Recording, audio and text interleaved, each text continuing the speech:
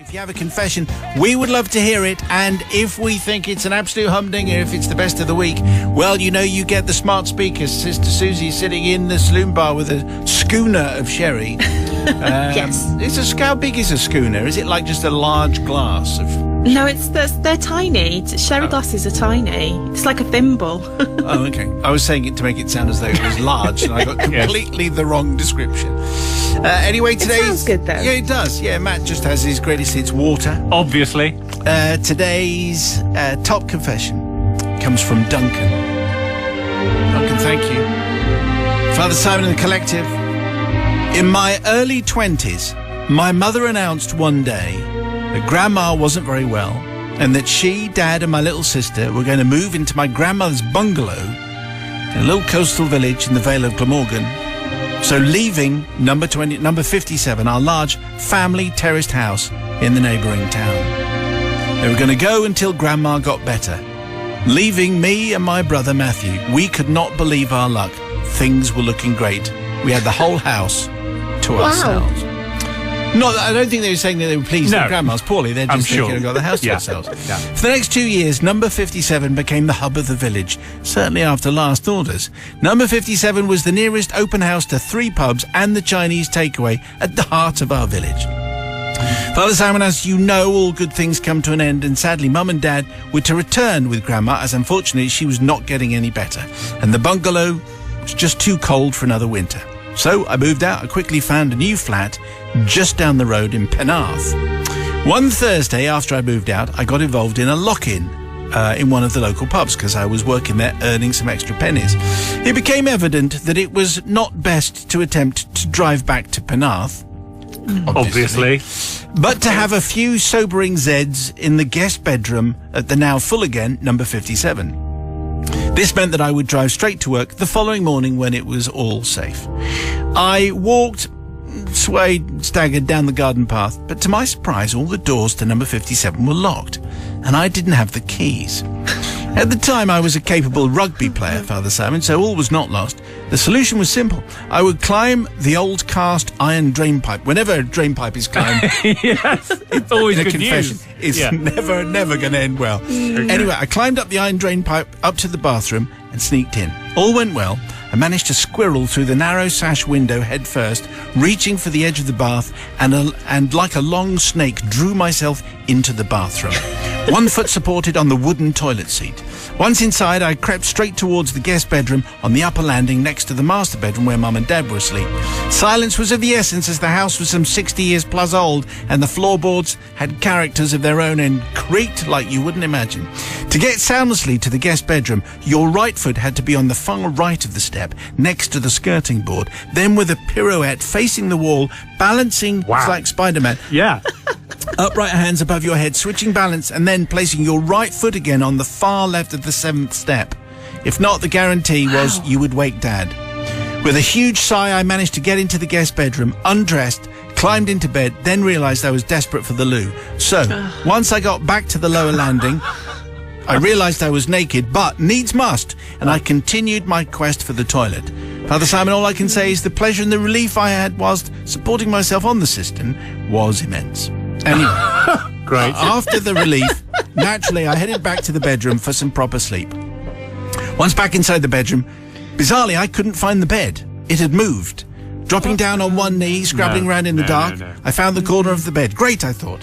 Feeling the bed covers, I found my way up to the edge of the bed, gripped the cover and flopped into bed. No. The next instant, a light goes on. Yeah. All I could see was a mouth with no teeth.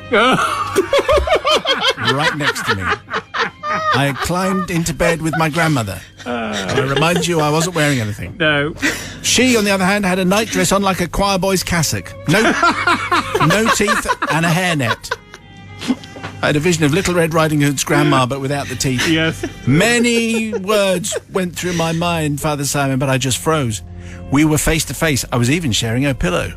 How do I get out of this situation? Total panic was the answer. Duncan, says my grandmother, what are you doing? Oh, I said, I'm looking for the cat. Father Simon, I know this is weak, but in my panic, It was the only feasible thing I could think of. And with that, I slid slowly out of her bed. Now on all fours, I started calling for the cat. Kitty, Oh no. where are you? With a naked detour around my old bedroom, which I had entered by mistake, I got out onto the landing. Then the adrenaline kicked in, I sobered up in a flash, and I made a hasty exit out of number 57, and I nearly ran all the way back to my flat in Penarth. 4 weeks later, I braved a return to number 57, with hunger for my mum's best Welsh roast dinner adding to my dilemma. I knew I had to face my demons, but really, and more to the point, I needed a full square meal.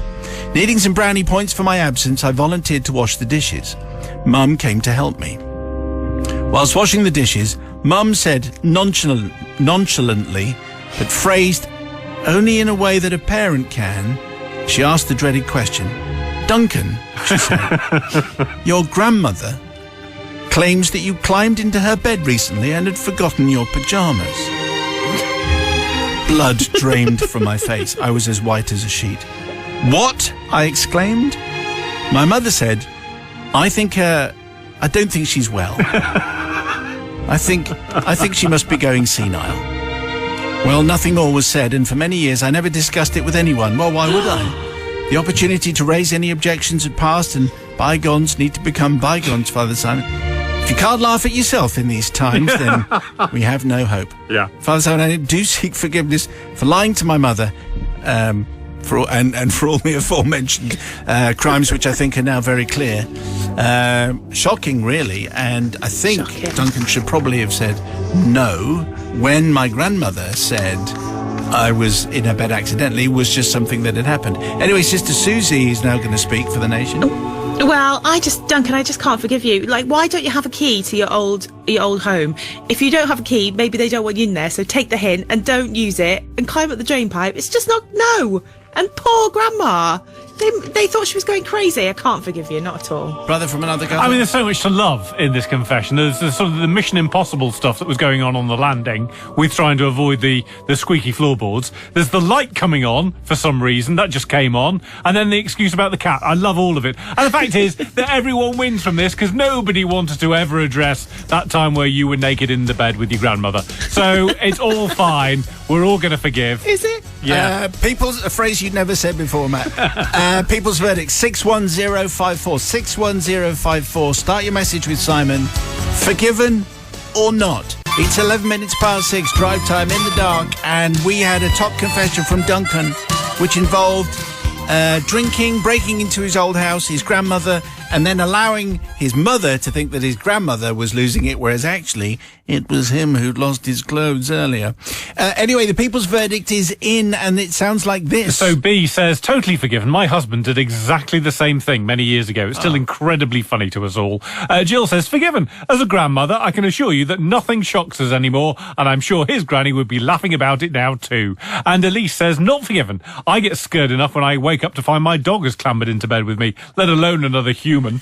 Well, thank you very much for getting involved, and send your tale to confessions@greatesthitsradio.co.uk. What you do is you send your tale to confessions@greatesthitsradio.co.uk, and that's exactly what Pat and Carrie have done for tonight's tale. Thank you, Pat. Thank you, Carrie.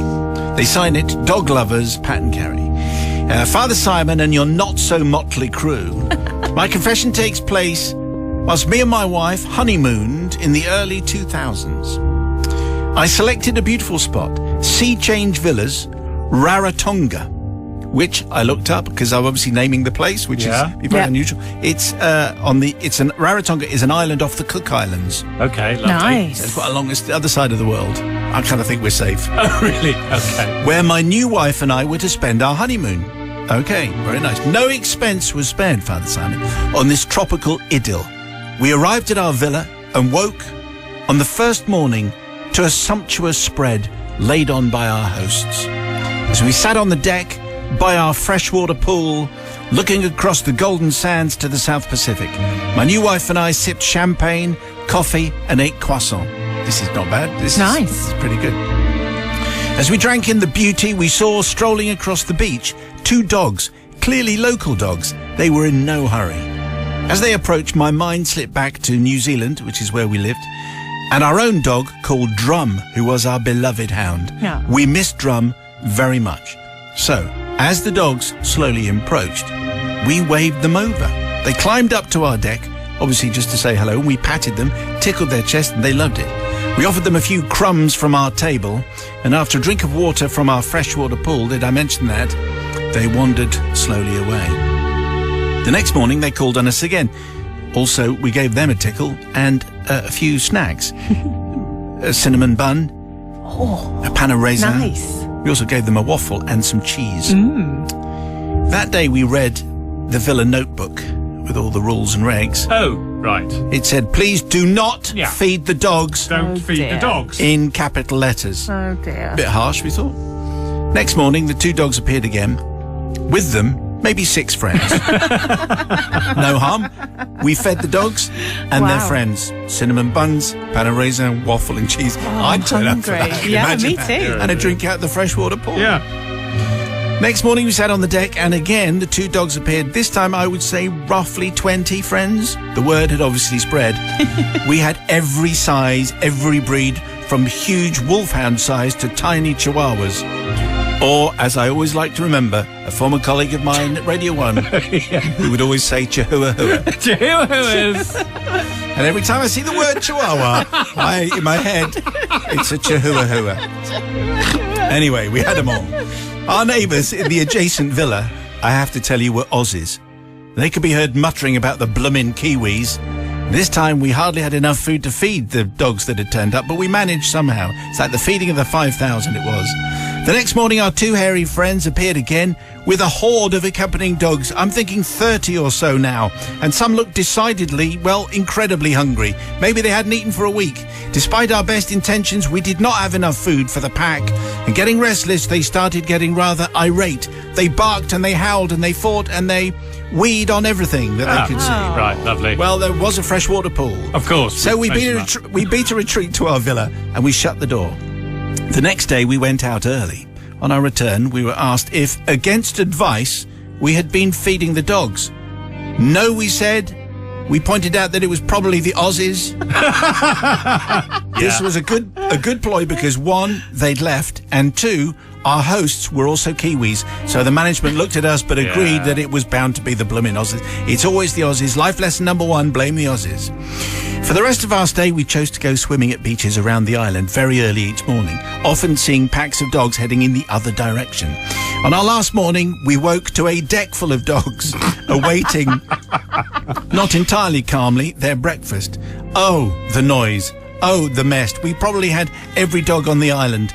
Needless to say, we waited behind drawn curtains for the pack to eventually disperse, which took some time. But eventually they did, muttering under their breath. No, they didn't. They were dogs. And they also left a lot of little messages for us outside. Now, here's the forgiveness, though. Father Simon and cohorts, I need forgiveness from the people who would have stayed at the Sea Change Villas next and who most certainly will not have found it quite as idyllic as we did on our first few days. The dogs will have given up, but only eventually. Well, you can see Pat and Carrie's point, because if you were going in after them every morning at breakfast, like 1,000 dogs turning up expecting to do you know what? Anyway, who let the dogs out? Who? Sister Susie, voice of responsibility. Do you know what? I should not forgive, but Pat and Carrie, I love dogs, so I probably would have fed them as well. So I am going to forgive. Brother from another gutter. Right, what I don't know, if you own a dog, you must know that this is going to happen. That if you feed them pano raisin or whatever it is, then they're going to come back. How do you not know that as a dog owner? It's beyond nice that me. they come back every day. Well, I am going to forgive, and the reason for that, other than I always forgive, is it feels to me that they very much got the woof end of the stick, and as some would say, no harm, no bow wow. Yeah, dear. No, I don't think anyone would say that is right. Neither of those words. Yeah, out of the park, Matt. Out of the park. 61054. First word is Simon. Thank you. Simon and greatesthitsradio.co.uk. People's verdict on Pat and Carrie, the dog lovers, who had a honeymoon at Rarotonga, an island off the Cook Islands, fed the dogs, and then got every single island every single dog on the island coming to visit them, and they blamed it on the Australians. The people's verdict is in. It's like this. So Carly says, not forgiven. I love dogs too, but as an Aussie, there's no way I can get away with them passing the blame onto my friends from home. Got to own up. Rachel says, totally forgiven. Only the hardest-hearted of people could resist dogs in need of cheese and cinnamon buns. Good plan to blame it on the Aussies. And finally, Donna in Buck says, forgiven, of course, and surely it should be Chihuahua, let the dogs out. That is very good. Yeah. And now I want a cinnamon bun for breakfast tomorrow already. Yeah. Anyway, if you have a confession, we would love to hear it. And also, we'd like to give you the smart speaker. Send it to confessions@greatesthitsradio.co.uk. That's the one. I mean, I would have thought it might be a little production thing that maybe Sister Susie could just slip in a little bit of Down to Margate. Oh, there. I'll see what I can do. Okay. I know the answer. Sounds like a no. That's definitely. We'll discuss it. We'll Interesting thought, Simon. Yeah. Thanks. We'll run it up the flagpole and see who salutes it. Answer, nobody. I didn't say no. No, but that's what you meant. Is there someone just walked into the saloon bar there? Yes, there has. I love it. Anyway, Sister Susie's in the pub. Brother Matthew's in the studio. Here we go with tonight's tale, which comes from Linda. Linda, thank you very much indeed. Father Simon, the Assembled Collective. Beg your pardon, what was that? Did you want it? I said Linda. Linda. I was making a note of the name. Oh, I see. Good. It's Linda. Linda. Here we go. Father Simon and the Assembled Collective. My confession dates back to 1986 when I was 18 and in my first serious relationship. Brackets, don't worry, I know this is a family show. I'll keep it clean. Good. Well, having said that, 12 certificate, do you think? Yes. A 12 certificate, maybe 15? Maybe more. Yeah, maybe Really? 15. Oh. There's an element of raunch sauce about to take place. Excellent. One day, says Linda, my then boyfriend, we'll call him Mickey, and I found ourselves alone at my parents' house. My parents were spending the day shopping in London, then meeting friends for a show and dinner later in our hometown in Buckinghamshire. With this stretch of freedom ahead, the possibilities were endless. We then noticed that we were muddy and sweaty after a long walk and both needed a shower. Right. To save water, as times were tough, I suggested that we should share a brief hygienic and efficient shower together. Okay. It always looked so alluring in films. No. However, this being the mid-80s, my parents' shower did not promise the powerful rainforest waterfall experience that you see in the movies. Our shower was a regular bath with a shower attachment that hooked onto the wall and a white opaque nylon curtain. Lovely. I think we've all known those.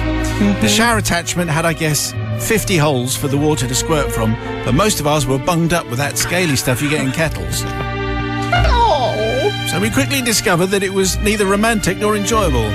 The shower head was so small only one person could be under the water flow, if that's what you could call it, at one time, leaving the other person shivering at the other end of the bath.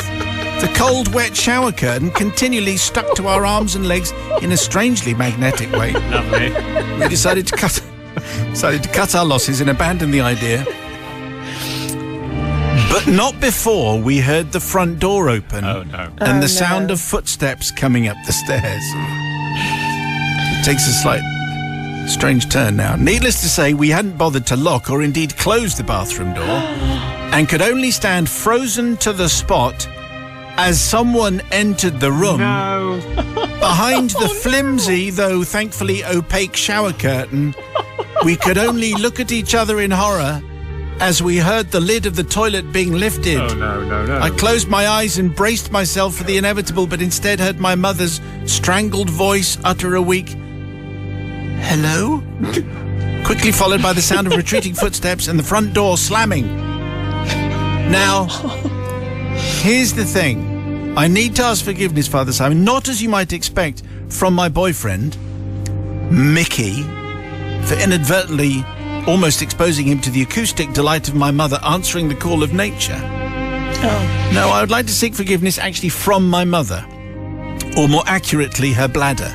You see, It was a few years later that my mother recounted to me her side of events from that evening. After their shopping trip, and as they would be passing the end of our road, they decided to drop in for a comfort break.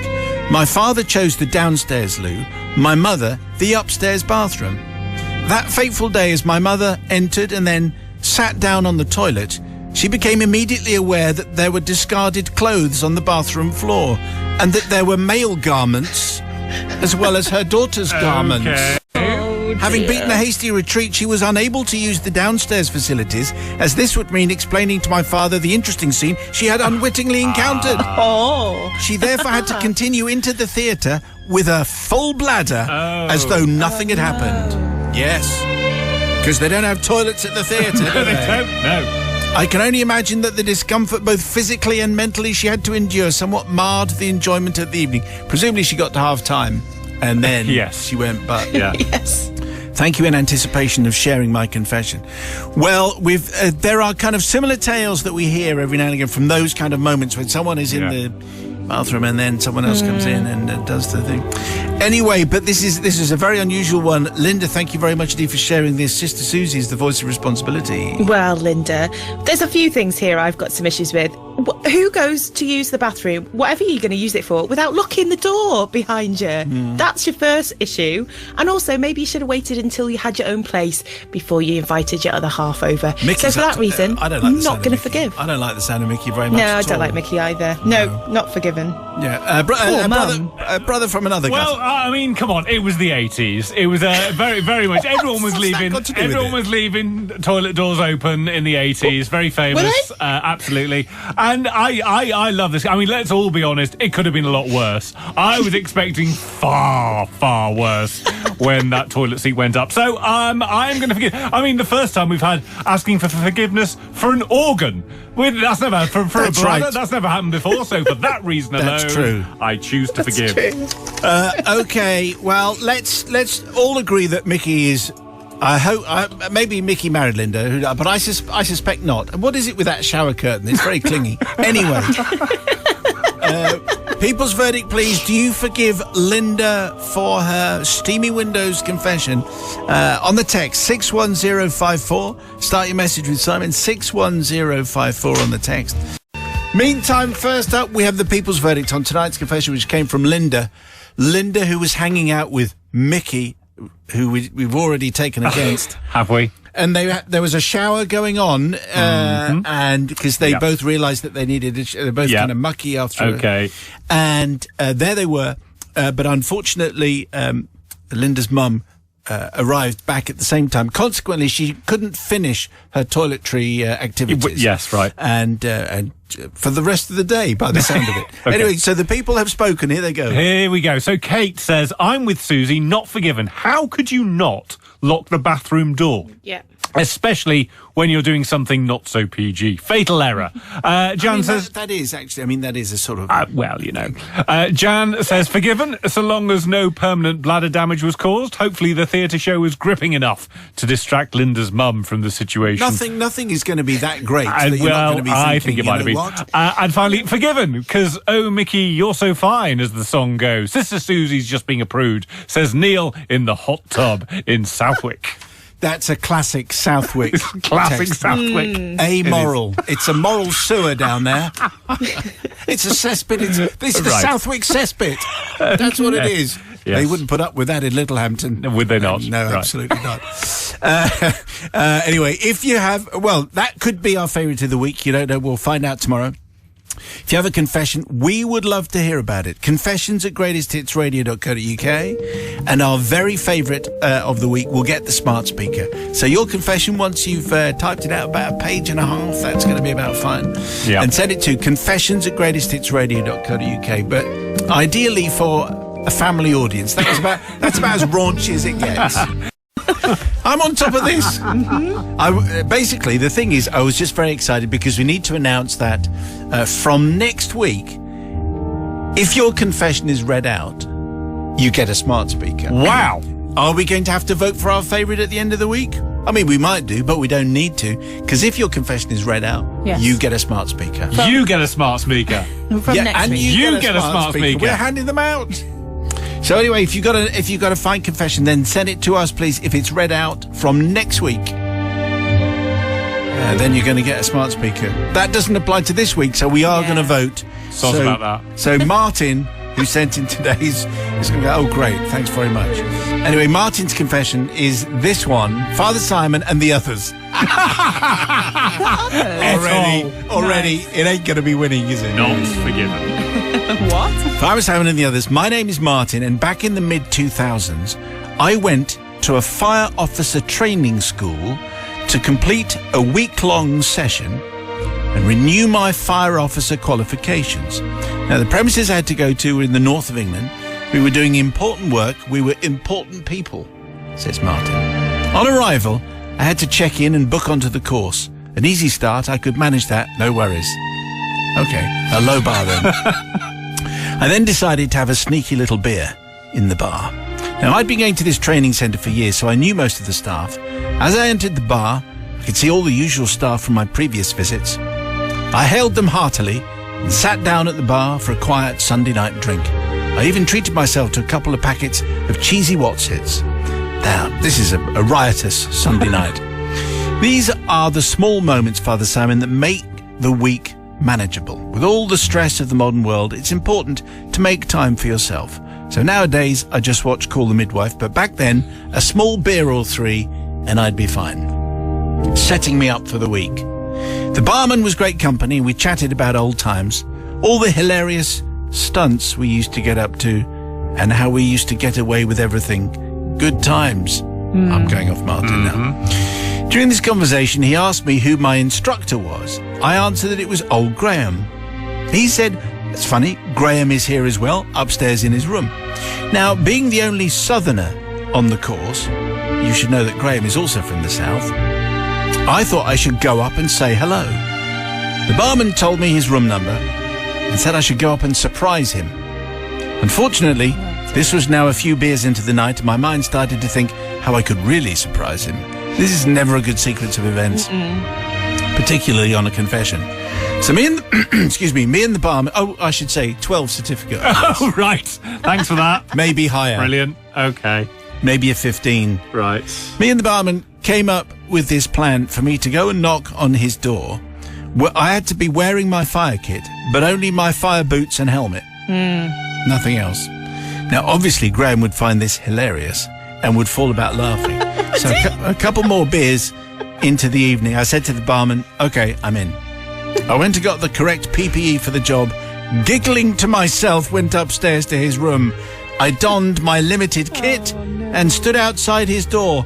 Just the helmet, just the boots. The plan was about to be executed. It was going to be hilarious. Oh, yeah, of course it was. I knocked and waited. Strange feeling in my stomach and elsewhere. It was just as the door was opening that I remembered there were, of course, 2 Grahams on the course. Oh, right. No. And, of course, it was the other Graham that answered the door. This wasn't Southern Graham. No. This was, problematically, Northern Ireland Graham. Why is that? Well, you'll see. Okay, go on. With me standing there in what can only be described as a catalogue pose, waiting for his reaction. Hello! T'other Graham looked as confused as me. Then, from his officer training thinking under pressure routine, he said, "Are you okay, son?" Oh, wow. There it is. There's the accent. I've watched Belfast. It's better than Judi Dench. Just saying. Okay. I might not do any more. No, there won't be any more. No, there are some. Right. I might just revert to English. Okay. And of course, the other Graham answered the door. Yeah, I've done that one. Okay. Yes. Are you okay, son? He Yeah, said. he's done it again. Oh dear. I had by this time realised my mistake. Oh, you think? Yeah. But I thought this is the most British thing about the whole confession. I thought it best to ignore the situation. I said, "Oh, hello, Graham. Just to let you know, I'm ready for tomorrow. What time are we meeting?"